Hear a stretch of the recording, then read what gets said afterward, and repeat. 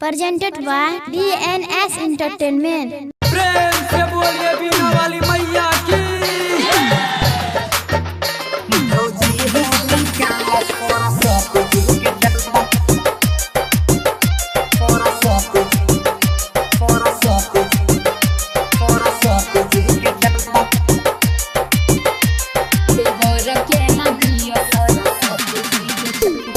छोरी दा हो खड़बा के कम सब धंधा किया हो रसीद कटला रसीद बोलो ने।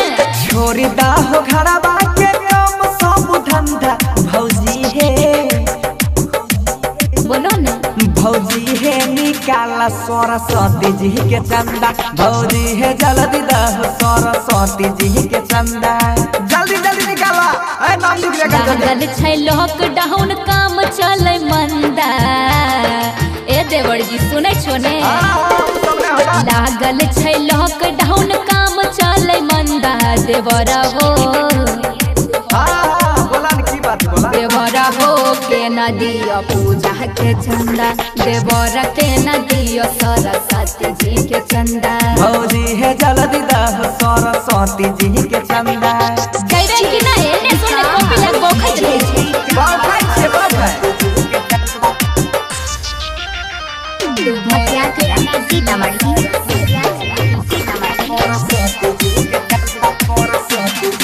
पिछलो बार देने री 551 नहीं कैल हो बढ़िया से नाच सुर सजावन हर बार ठकै छो समझ लो। ठकै नहीं छे ठकै याद तोरा नहीं छ हमर लागल रहे घाटा अबरी करे छिया यार के सपाटी साटा डीजे पर पी खाई के नाच कर भोगंदा देवर हो सुन ले कान खोल के देवर हो नहीं दे बायब की बार चंदा देवर हो नहीं दे बायब की बार चंदा सोना भौजी हमर दादा हो पूजा के चंदा ए रे छोरा कब माइक जल्दी बोला जल्दी जल्दी पर के पास जल्दी